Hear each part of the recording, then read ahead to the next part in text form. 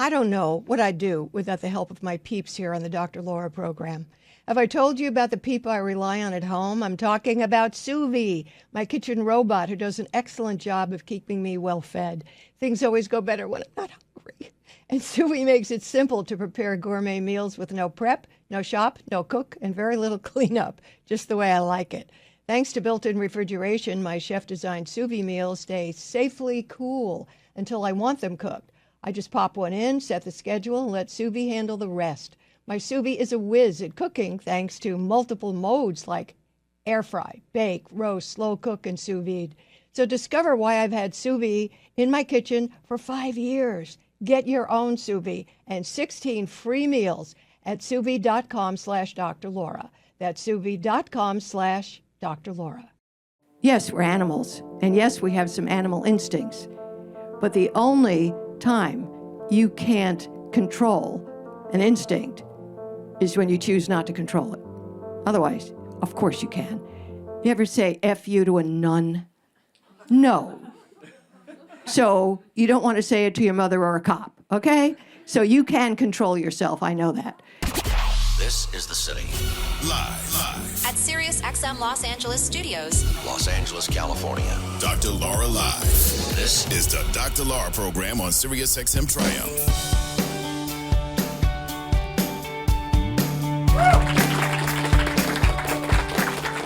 So thank you all for coming. I'm very appreciative that you all made the trip from wherever. Who thinks they came from the farthest?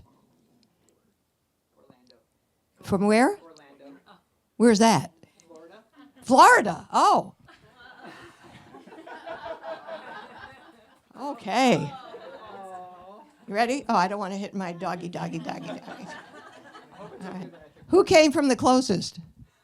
Down the block.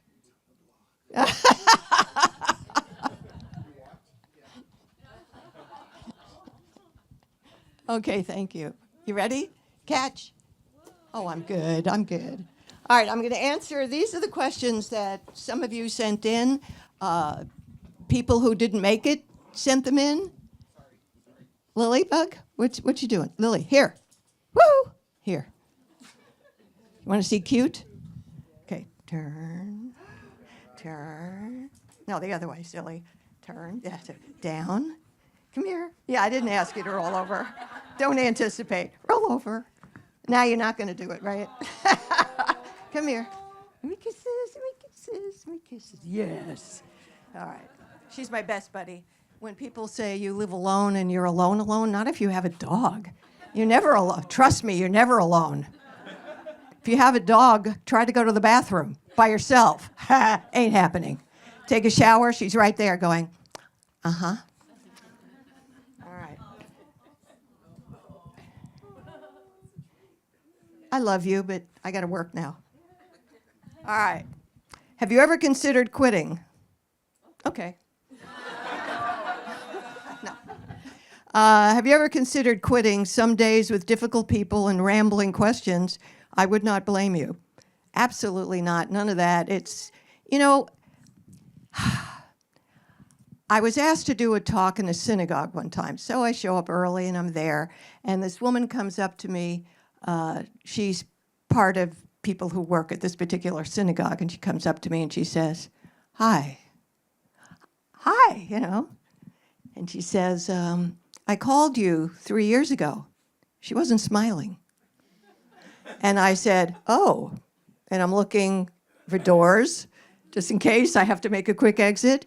And she goes, after our conversation, I was angry at you for 3 years. Okay, this is starting out good tonight. And she said, so it made me stop and think, why am I still angry after 3 years? And I realized it was because you were right, and I didn't want to own it, look at it, deal with it. So you plant seeds.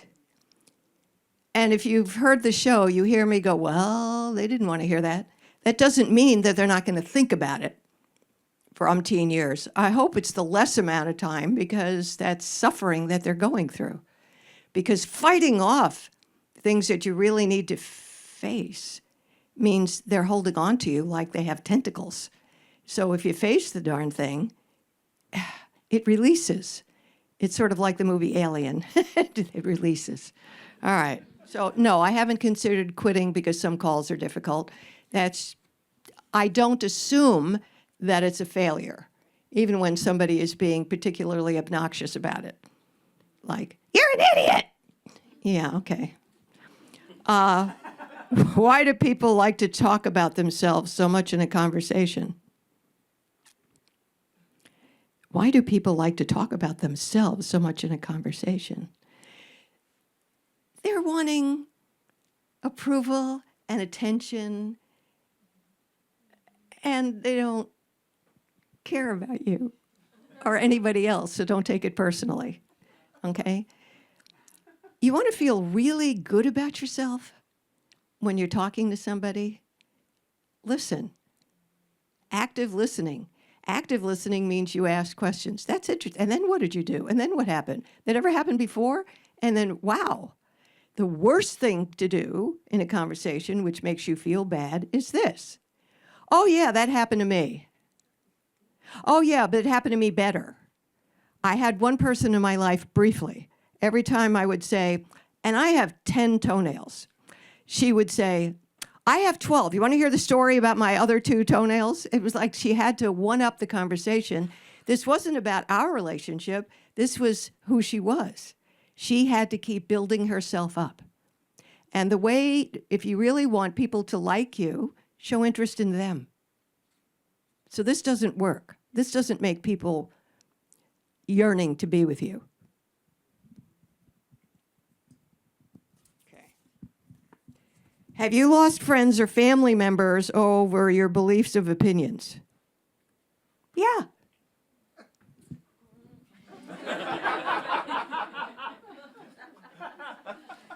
How do you handle all the outside noise of negativity? Ooh, this is a heavy group. You ask deep questions, okay? How do you handle all the outside noise of negativity? I turn it off, tune it out. I assess what's going on. I see if there's anything relevant that I ought to know about. And when it's just ugly, hateful negativity for the sake of self-empowerment as, I'm strong, I can hate.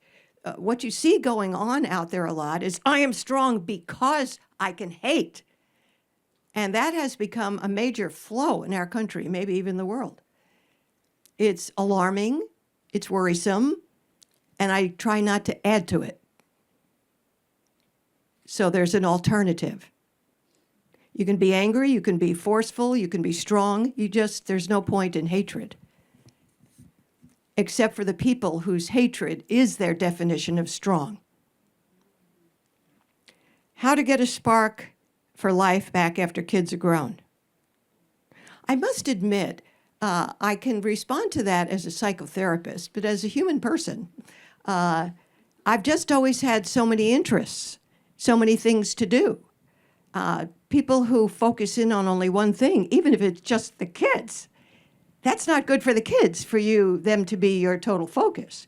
So in the first place, that's a bad idea. And I can't go a year and a half without coming up with a new thing I have to learn. I'm now into leather bags. Yesterday, when I got off the air, I said to my friend who was driving me about, do you have any plans for this afternoon? And he said, no. And I said, good, we're going to a leather shop. And I don't mean a sex shop. I mean where you have tools, so you know how to cut leather and sew leather. And we found it. It's called Tandy. It was in North Hollywood. Even with the traffic, we went over there, and the lady was very helpful. I said, I think I need a tool to do this, this, this, this. And I had such a good time. And then she had pieces of leather on sale because they were leftovers. So I'm looking through all of them. They weren't cheap because this was good leather. And I opened this one piece, and it's sort of, I'm looking for somebody wearing the color. They're not. It's sort of, I don't see it, but it's sort of a pale, it's not an orange, it's not a peach, but it's just sort of a pale leather color but it's embossed, all with little skulls. Okay, here we go.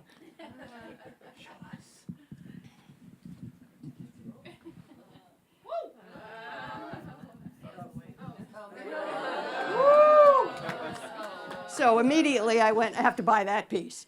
So as long as you are always looking to invest yourself in learning new things, I don't like to travel that much.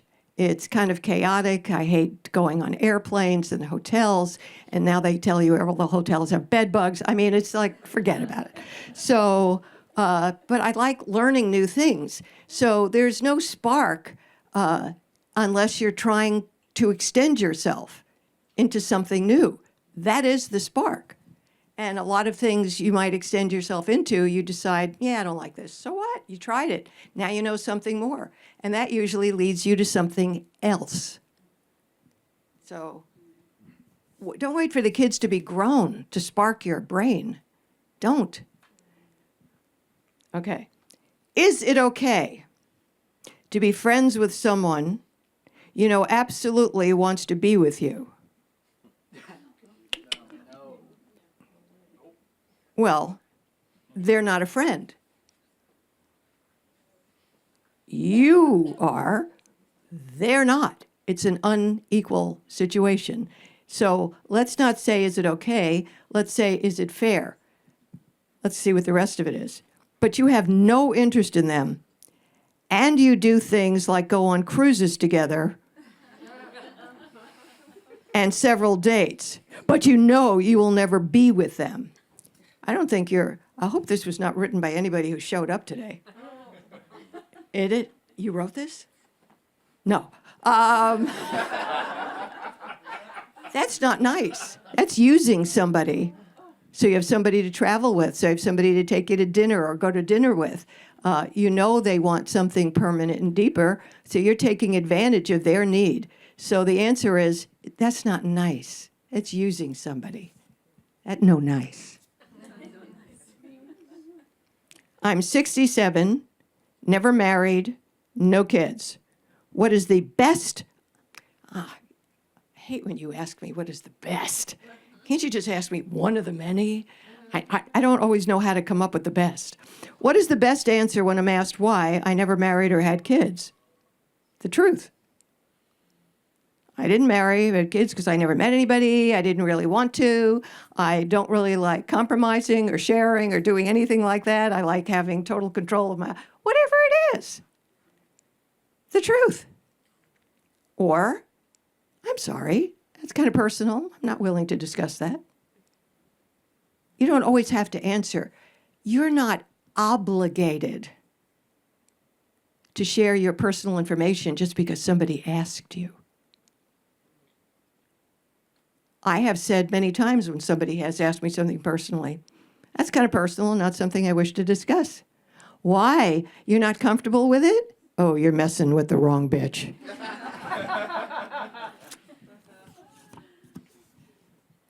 How do you keep your enthusiasm in a world that's going off the deep end? Because it needs balance. I don't give up. Also, I had a professor when I was teaching full-time at USC, and I was also training for the psychotherapy program. So I had a professor, and he was pretty high up in the Mormon church. He also went on The Tonight Show a bunch of times because he was kind of funny in a quirky sort of way. And he said the way he deals with life is he has a sort of a sense of a bubble, which I'll discuss what I think about this, but let me just tell you what he said. Sort of have a bubble. And in that bubble, he permits the friends, relatives, caring people, good doggies, whatever it is. And he keeps that a very positive place. And that's how he deals with the fact that there has been, is, and always will be negative, ugly stuff in the world. I mean, you don't get through too many pages in the Bible when somebody gets axed. Okay? So, To some extent, I think that's important. When I turn on the news just to see if something new has happened, news is supposed to be about something new that's happened, not everybody's personal opinion, but okay. I take about 5-6 minutes, get the headlines, and turn it off. Because the news these days, no matter where you go look for it, is angry, hateful people mostly. I'm not interested in letting that in. So if you've got friends or relatives who tend to be argumentative and hostile and angry at this group, this person in the family, this person in the state or the country, shut that door down. You don't need it. It's not going to change the world that they have that opinion. Think about that. That they have that opinion will not change the world. When the COVID thing hit, I immediately called up my physician and I said, okay, here's the deal. I race a sailboat. We're out in the wind, and most of the time, sometimes it's just, but we're out in the wind. What do you think I ought to do? And she said, if air is moving and you're outdoors, probably not an issue. However, if you go downstairs and you're doing stuff with the sails and this, that, and the other thing, and you're real close, just have everybody wear a mask. It'll do minimally something, but it'll be something. Nobody on my boat got sick, by the way. Nobody. But I had one person on the boat who took this as a political statement. I just took it as I don't want my people to get sick. I'm responsible. I'm kind of the mother on the boat. They're all guys. And I just wanted everybody to be okay. Not everybody wanted to wear a mask, but I said, if you want to sail on my boat, wear a mask, because I'm just trying to be nice to the next person. When you have a cold, you don't sneeze in people's faces. Consider this the same thing. Make believe COVID is just a cold. You don't want that on everybody's face or hands or whatever. So this one guy who we got along so swell, he was a chef in addition, and he had me do a local TV thing where I was just the silly sidekick. He was cooking, and I would make snarky comments about the ingredients and what he was doing. It was kind of funny. It was just for fun. But the point is, we were very close to each other in that way. He said, I clearly was showing early signs of some kind of dementia. And I went, really? Because I just want you to wear a mask so if you cough or sneeze, you don't get the person next to you with your droplets? Come on. And he just went bonkers on me. And I said, you are off my boat. And then a year later, he apologized and asked to come back on the boat. And the answer was, how many of you think the answer was yes? How many think the answer was no? Well, the no's have it. You can call me a dumb, demented bitch, but you can't really apologize for it. There are some things which, when said, cannot be erased. Now, when I see him, I go, hi, and we hug hello, and we get on with our lives. He's basically a nice guy. He got caught up in all his political crap, and I didn't care about that. I was just caring about my crew. And so, no, you can call me really bad names once. No. It's sort of interesting. So many of you thought I would go, yeah, it's okay. No. He was disruptive to the crew. He was vicious to me. No, you do that once, you're gone. I don't have a 3-strike rule.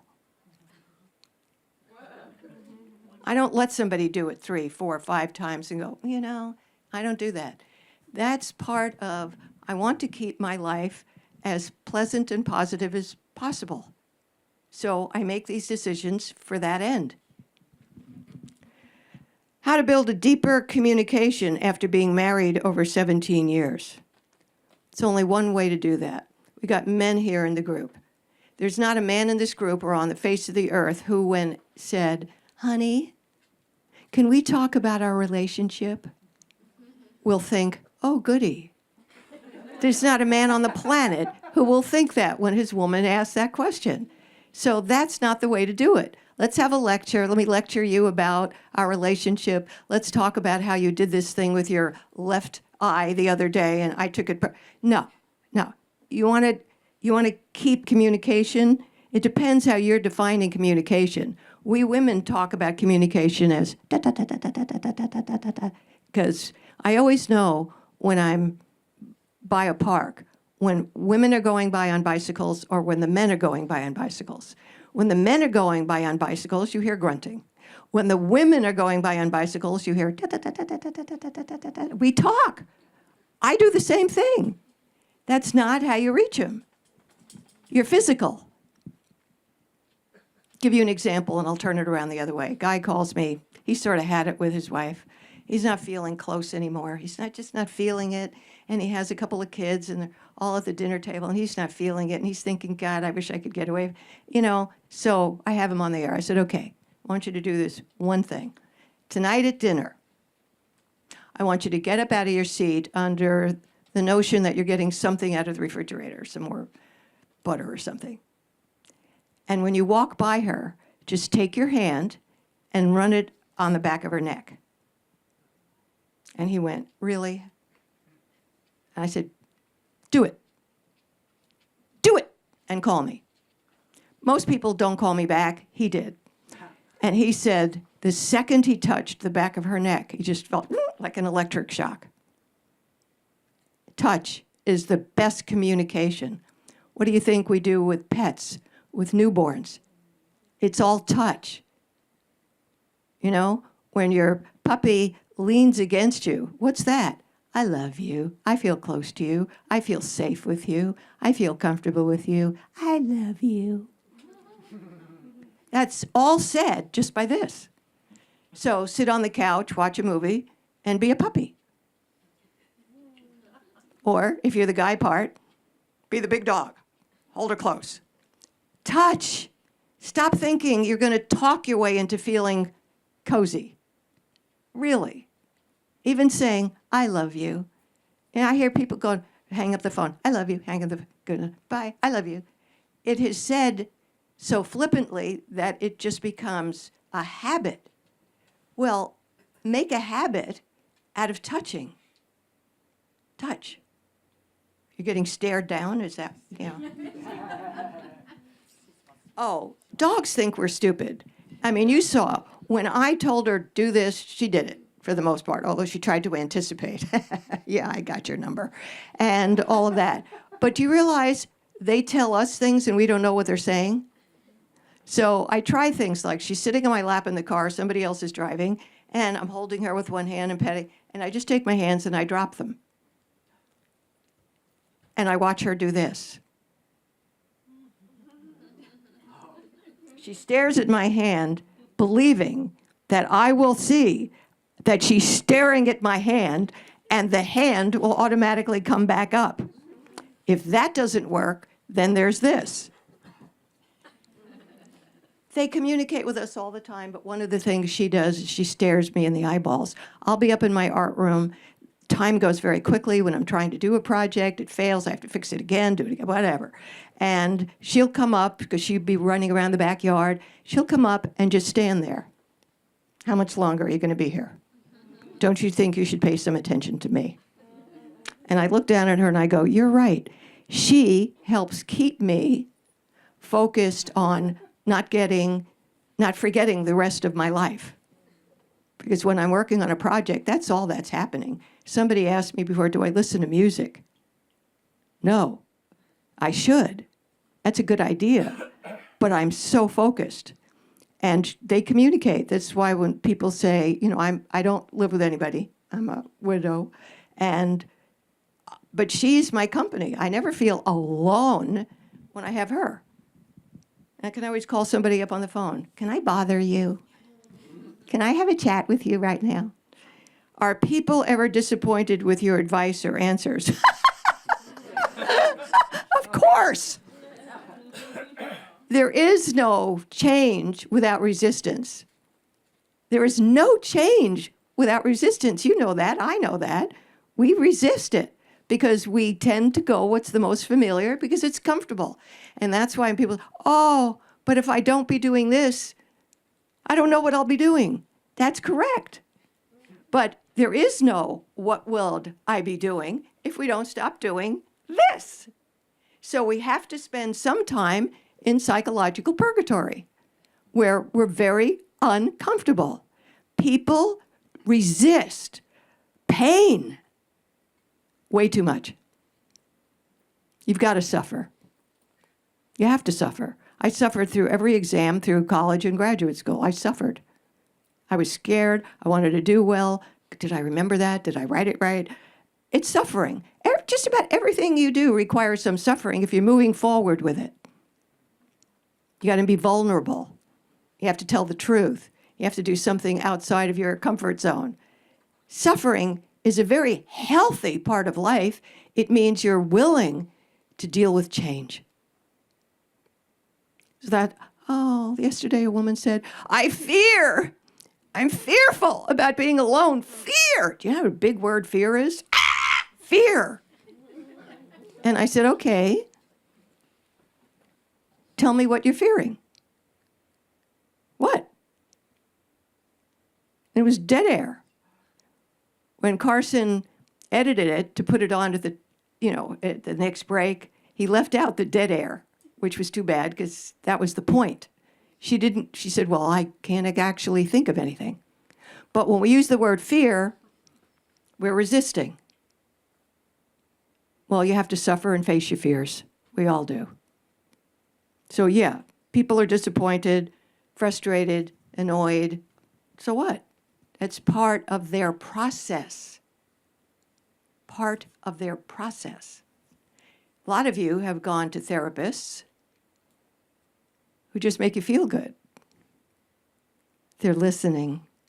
In fact, you fall in love with them because you finally found somebody who would just listen and not judge you and not challenge you.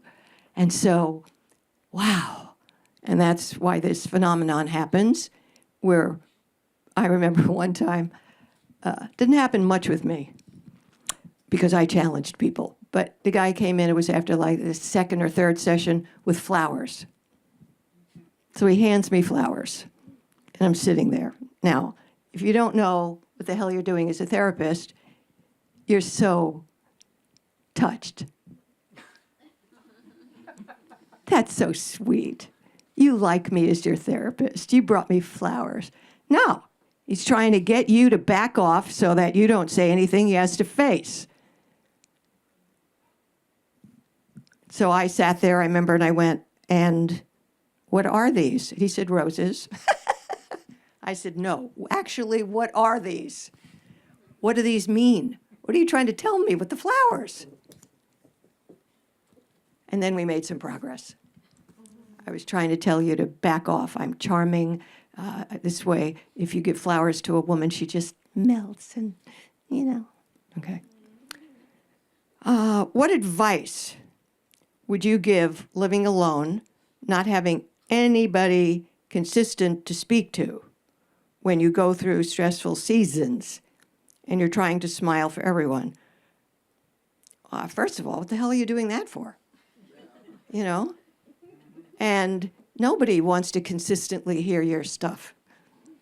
No spouse wants to because the word consistent is here. I'm reading the word.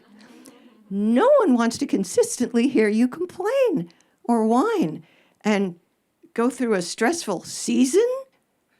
You mean this person has to listen to you for months on the same thing? Who wants to do that? Raise your hand. Good, no hands went up. This is a very sane group. Oh, a therapist. Yeah, but you're getting paid, baby.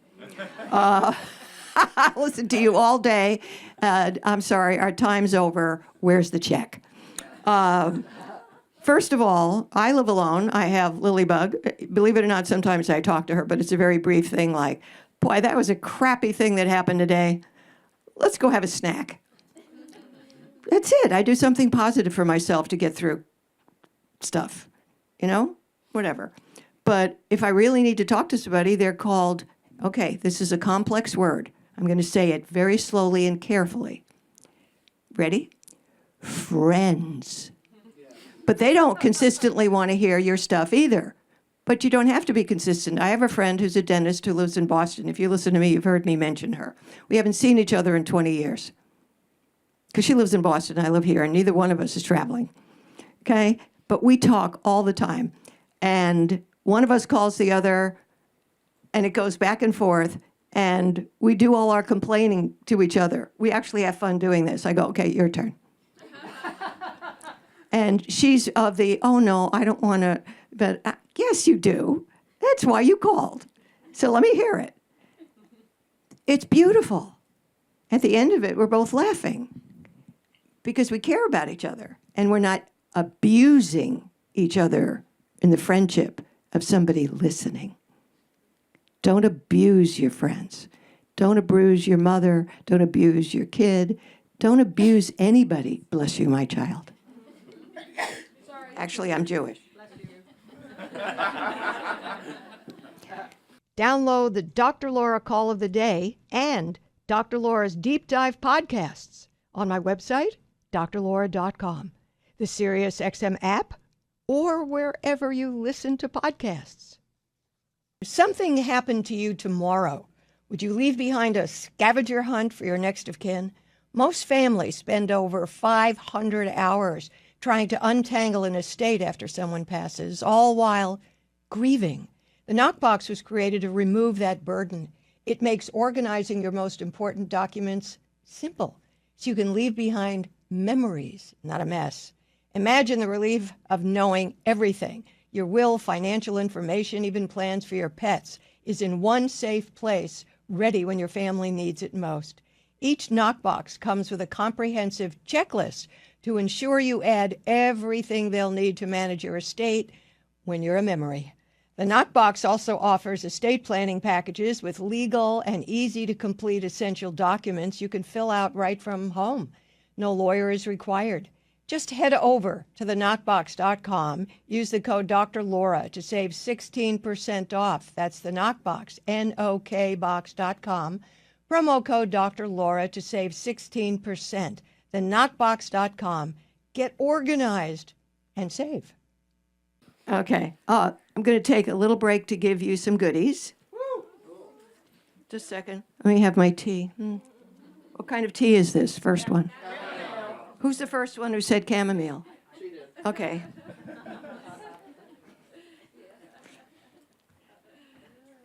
That was good. That's you? It went off to the left a little bit. Okay. How tall am I? 5 feet. 5'2". How to Survive a Shark Attack on Land. I love this book. I had fun writing it. This answers a lot of questions that you have about when people are mean to you and bad things happen. How do you survive that? That's what that book's about. Okay. What do I weigh? 120. Who said 120? Get out.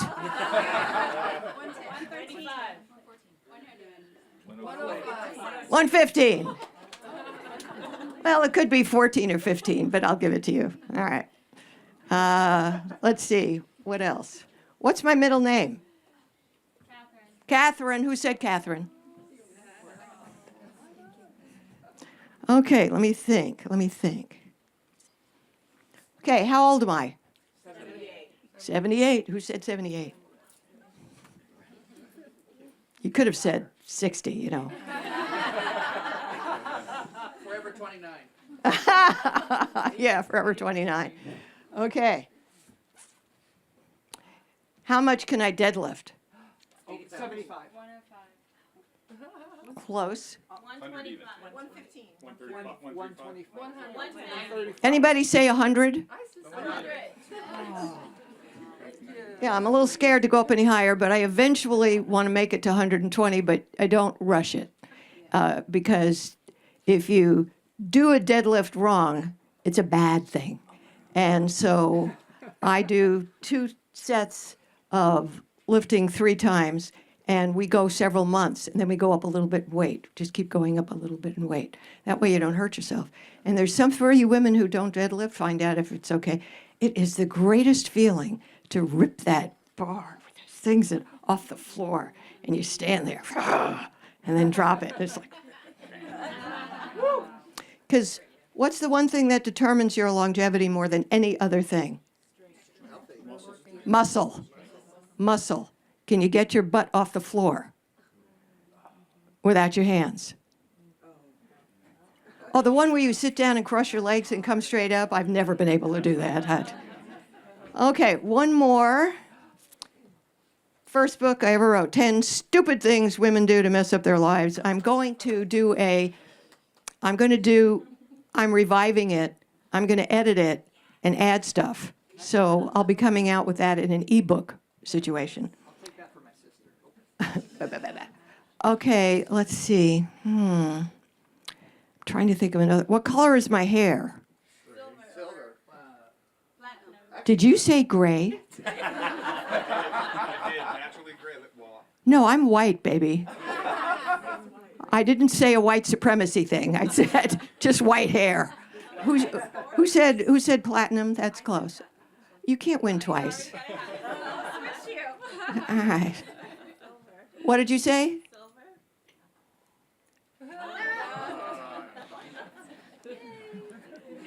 Thank you. Will it be in physical book too? All right. Said what? Will it be in physical book too or just ebook? Ebook. Just ebook. Okay. Let's continue now. I'll be giving more stuff out. So, being alone is voluntary. I like my alone time. I really do. And I love being around people that I love to be around. Like on Wednesdays, we race as a crew. We all show up at 4 o'clock, 4:30. We leave the slip. We go out there. We fight as hard as we can. The minute we cross the finish line, the beer comes out. The beer and the chips. I don't drink beer, but I eat the chips. Dr. Laura, your advice has guided me for years in making tough choices with courage and integrity. Oh, thank you. Good. What's one piece of advice you've given on air that you found yourself reflecting on or applying in your own life recently, and how has it shaped your perspective? Geez, that's a heavy one. You could have spread that over a couple of cards. Wow. Okay. Advice lately. Yeah, I've had some interesting things happen lately.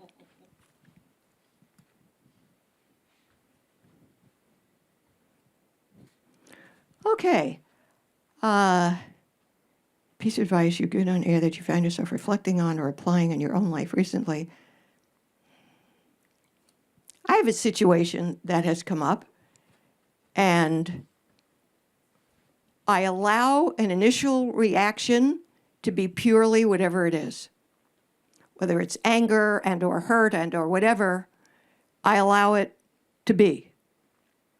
And then this particular situation, I went in my bedroom, sat on the floor with Lilybug, just petted her and looked out the window and just let it all seep in and calm down. And then you turn to the people who really care about you and have the wisdom to help you do the next step. You don't have to do anything alone. You have people in your life if you've nurtured them. And the way you nurture people is you care about them and you show them you trust them with your vulnerability. And then when push comes to shove, you have some place to go. There's no reason to face things alone. It's your own choice. And I'm human. And if you don't get a second opinion, sometimes you can just dig yourself a hole that you don't want to be in. And I was born in Brooklyn. So you know what my first response is. Don't shoot until you see the whites of their eyes. Oh, forget the whites of their eyes. Just shoot them. All right. How do you stay so calm under pressure? I feel like I'm swimming with sharks at work. Oh, that's my book. Surviving a Shark Attack on Land. That's my book. How do I stay calm under pressure? There's something about being 78, and I've been through so much, that I know I can survive it. I know I can survive it. Because I've been there, done that. I've come out the other side. It most often, not always, but often it didn't turn out to be as bad as I thought. Sometimes it turned out to be worse. Nonetheless, I don't do it alone. Don't do life alone. You don't have to be married, have a boyfriend, girlfriend to not do life alone. Don't do it alone. And you probably are swimming with sharks at work. If you flip a shark on its back, it goes into a coma. Think about that. How can you flip a shark at work on its back? Compliments are good. You know, I was thinking about what you said, and there's enough truth to it that I really have been giving it a lot of thought, and I'm appreciative of what you said. That person, if they're a shark, is going to be on its back. You took all the teeth out, and it's in a coma. Compliments, but you have to sell it well. So what you say is, it was hard to hear. I'm not sure I'm at the point of agreeing with all of it at this time. It makes it sound like you might be, but you're not kissing ass. You're manipulating. Manipulation has gotten a bad rap. I believe in it. I do it for 3 hours a day on the air for the sake of helping somebody, okay? To get them to see it a different way. So now this person sees you as open to hearing them, even though they know they've been crappy and angry and petty and jealous and arrogant, whatever it is that they're being, they know that. But power is the most seductive thing in the world, not sex, power. Although if you play your cards right, sex is very powerful. Never mind. Okay. How have you trained Lily? We're with each other 24/7. I got a poodle. That was more than half the battle. They're so smart. I love her to pieces. She knows it. She wants to make me happy. And I just repeat. And she knows the word WRONG. That's my word for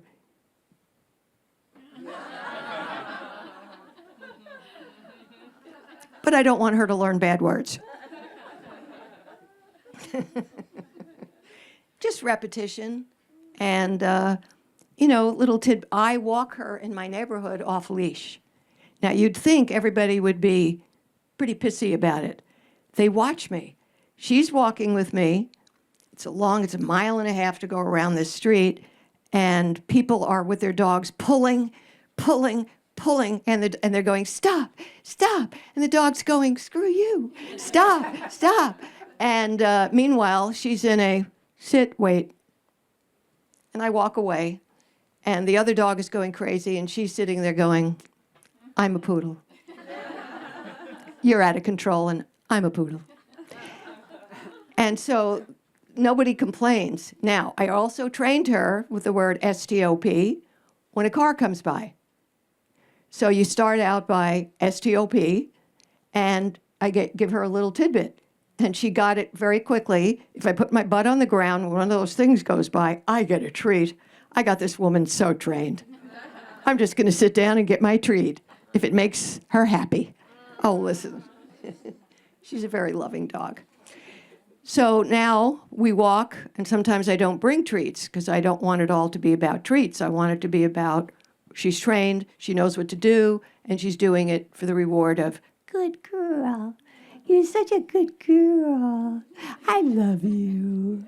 See how she's looking at me? It's so cute. So now she stops so I don't have to worry. And now cars go by and wave at me because she's just sitting there. She's not running into the street. She's not pulling. I always am laughing when I go into town, which case I put her on a leash because there's an ordinance. And people are going, sit, sit, sit, sit, sit, sit, sit, sit. And the dog is not listening because it means nothing. How is that in your marriage? Well, there must be another way to teach the dog sit. You're not teaching the dog anything except to ignore you. You ever wonder why when you're nagging your wife or your husband, you're not getting the response you want? Sit, sit, sit. Doesn't work. I'm going to let you think about that a little. We can always come back to it. How do you continue to be so physically strong and adventurous at your age? Shame on you. How to gain that adventurous state of mind and keep it while aging. You have to keep repeating the word. People ask me, I've never been shy about, this is my age, 78 3/4. What? You know? It doesn't match what's in my head and what I can do. I mean, I'm still racing a sailboat, and the wheel comes up to here on me. You know, the guys are all, and you just do. I don't think about it too much. I don't run downstairs anymore since I broke my wrist. I was wearing a new pair of Hoka, and they had a grip on them because it was brand new. And I came down, I run downstairs like a maniac, not more. It caught, but my body went forward. I hit my hip, my thigh, my hip, my shoulder, braced with my hand, and I hit my head. And the only thing that went south was my wrist. I smushed my wrist. That's what the doctor said. You didn't break it, you actually smushed it. And he hoped he could fix it, but I can do everything. He's a good surgeon. And I did all the work to get it back working. But I went down, so then I went to my doctor, and I had she said, well, do you want a bone density test? I said, I just had one. I hit my my hip, my shoulder, my head. They did ask for a scan of my head. She wanted to make sure nothing was loose.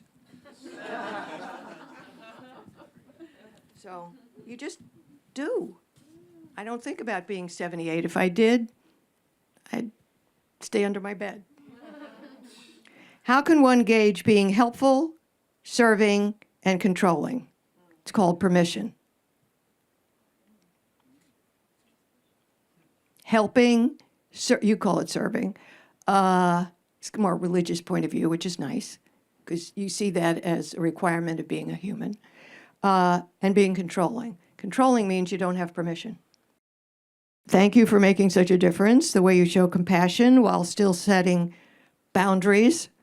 When needed is truly inspiring. How do you do it so beautifully? Oh, you know how to get to me. Thank you. Can you share some tips on that? Oh, I just love that you said all that.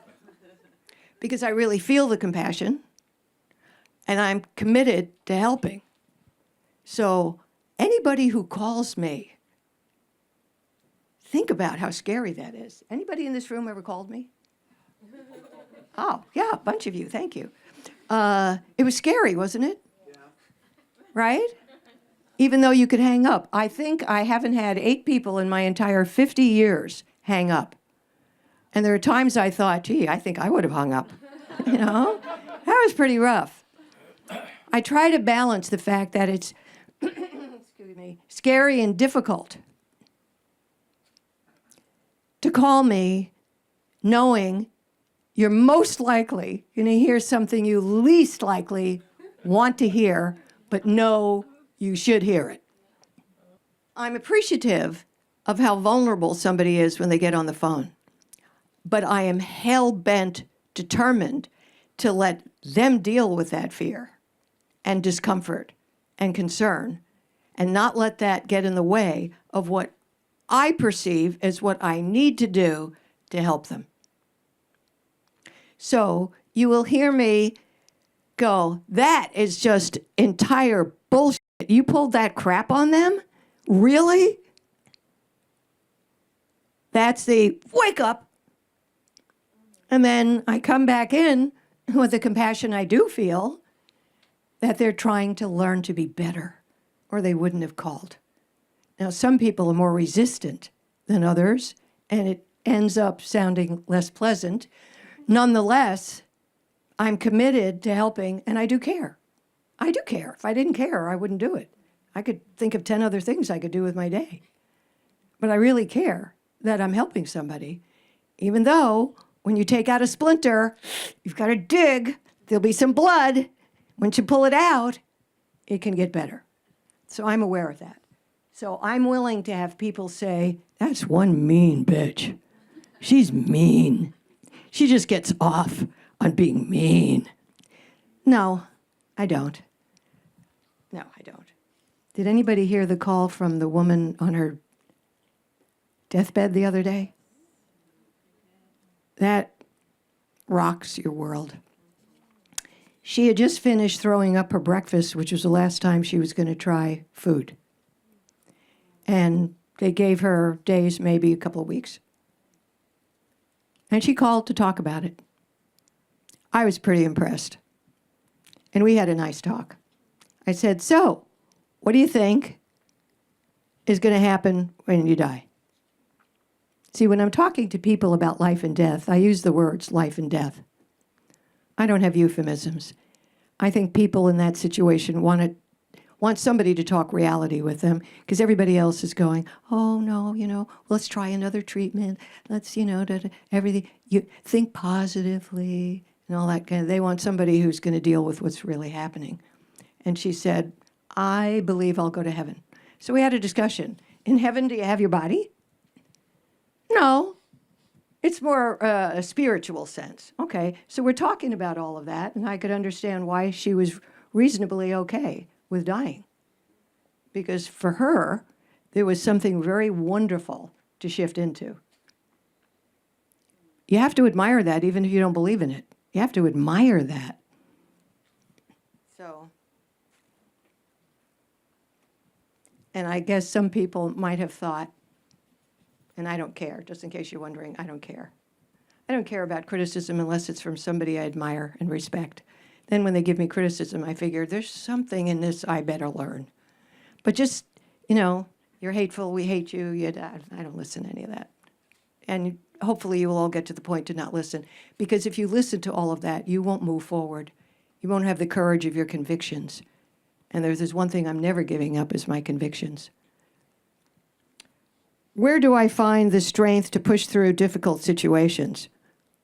I was born in Brooklyn. And if you know anything about people born in Brooklyn, that just comes with the turf. Yeah, I'm not, ferocious. Oh, this is good. How can we give others the advice I share, me, without them thinking we're being judgmental? You can't, because that's their defensiveness. Because you say to somebody, you're judging me, and you're not supposed to judge anybody. Really? Then what do courts do? Hello? The guy or the gal up there is even called the judge. We're making judgments. Yes, all the time. I judge this is a wonderful, good, healthy, sublime thing to do. I judge that's disgusting, horrible, miserable thing to do. We make judgments all the time. You damn well better. Or you're just going to walk around the earth like some mindless entity, which is just accepting everything. Do not do that. You don't have to accept. Accept means you don't fight it anymore. Don't do that. Fight it. And I have, over the years, come up with sort of shortcuts to deal with certain things. Oh, not everybody can afford daycare. That's very true. So what? Find a way to make it happen. I had one lady I was many years ago, 35 years ago. It was a small entity like this, and she went, that's just, you don't understand anything. I was once in a mall, I couldn't buy my kid a second pair of little sneakers when he was this high. So yeah, I know what it's like to have to go through all your pockets to see if you can find enough money to get a hamburger at a fast food place. I've been there. I don't want to hear that crap just because I'm doing well now. Give me a break, all right? And it's an obnoxious thing to say anyway. Just because somebody has earned and is doing well doesn't mean they don't understand not doing well. You don't have to not experience it to appreciate that the whole world is not on the same page all the time. So, I lost my train of thought. When I relay my message to friends, I think I'm judging them. My shortcut when people go into the daycare thing is, let me back up. I was on the Donahue Show. Does anybody here remember the Donahue Show? It was the first one of these, and it was the most intellectual of all of them. They sort of degraded into nonsense, but he's trying to take a picture. Is that what he's doing? Okay. Thank you for interrupting. I love you. That doesn't mean I want him to lick my nose, all right? Like Lilybug. Didn't you all understand that? That was a joke. All right. So I was at the Donahue Show, and they were doing my first book, 10 Stupid Things. So he has cards that his producers write. So he's coming down the stairs saying, you said, and he pointed out something about daycare. And I said, it's not even in the book. Yes, it is. It's page, and he turned to the page. It's not in the book. And I took over anyway. I didn't want him to be embarrassed because I don't know what a host is going to do if they get embarrassed. So, I quick thinking enough, I said, okay, let me do one thing. You're all going to die in the next minute. You can come back and choose. You can come back and choose to be with a loving mother all day, a nanny, babysitter, or a daycare center. Raise your hands if you would choose the daycare center. Nobody moved. And then I did that years later in a group of 5,000 women, and nobody got up. And I said, so if you're appreciating what it would be like for you to be with a loving mother as opposed to an institutionalized setting where you're not loved all day like a mother would, then how are you justifying this really, other than it's convenient? And you're a sheep because you see other people doing it. And they're telling you you're worth nothing if you're not working. You're worth nothing if you're mothering. You work nothing if you're homeschooling. You work nothing if you're taking the house and making it a home. You're worth nothing. And I can't tell you how many women bought that. And I never understood how any woman could buy that she could be replaced as a mother by a nanny, a babysitter, or a daycare center. And I had one woman when I started my career and I was on at night, she called me crying. This was like 1 a.m, and wanted to understand what she could do because her kid calls the nanny mom. And I said, the nanny is mom. That's a fact to this kid. The nurturer is mom. Period.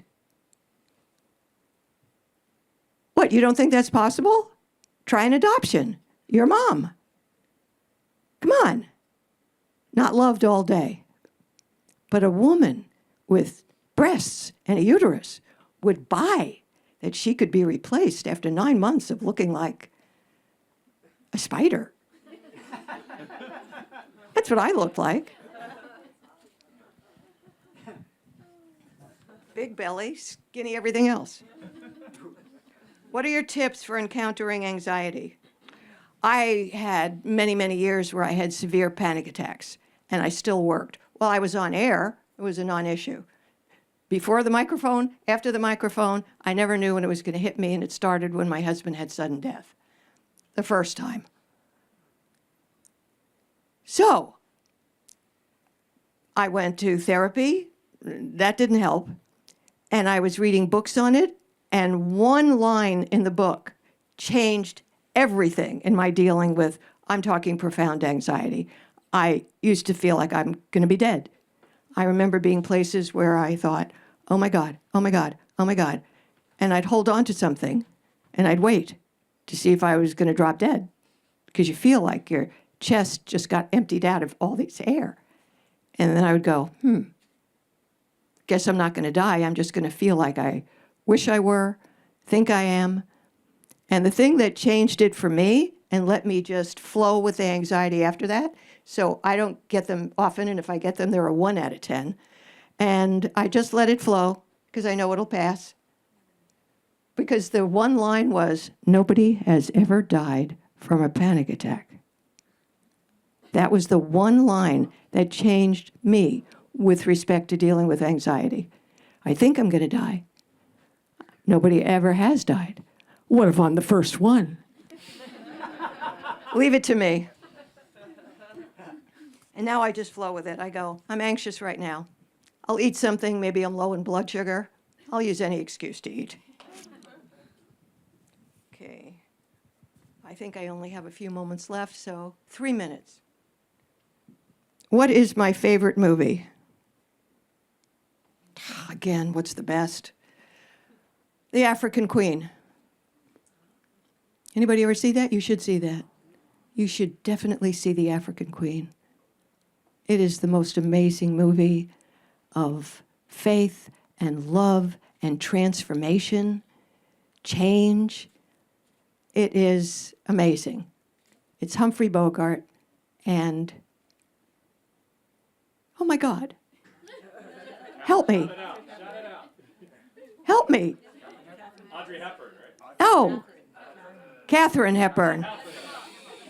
Give him a book.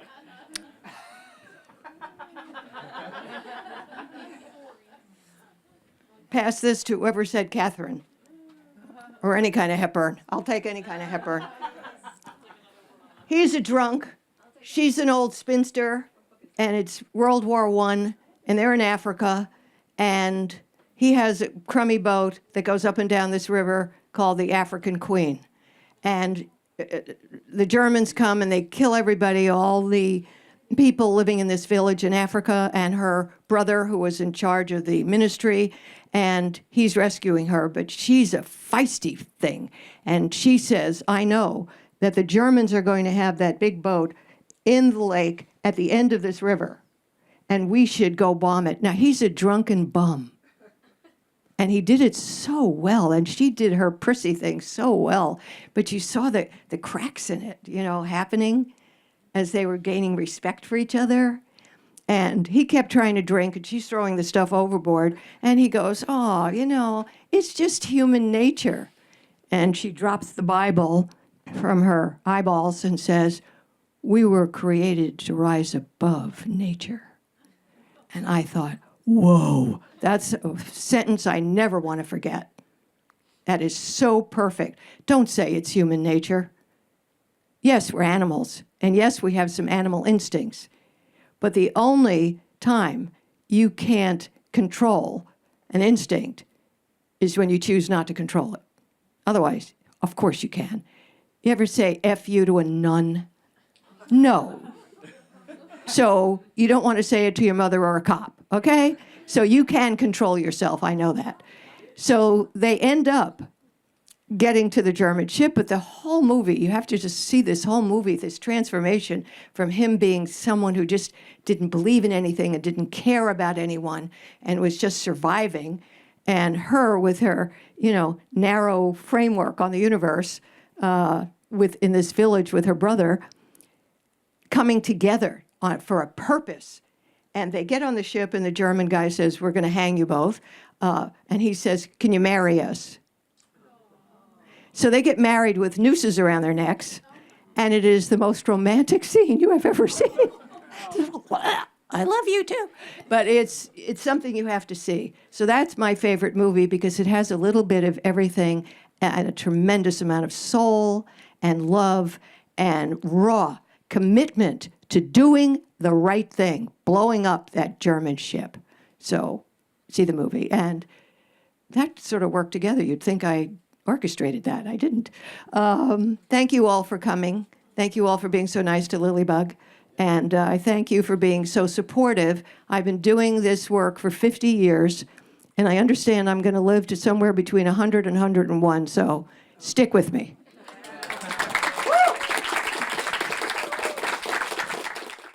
Download the Dr. Laura Call of the Day and Dr. Laura's Deep Dive podcasts on my website, drlaura.com, the SiriusXM app, or wherever you listen to podcasts.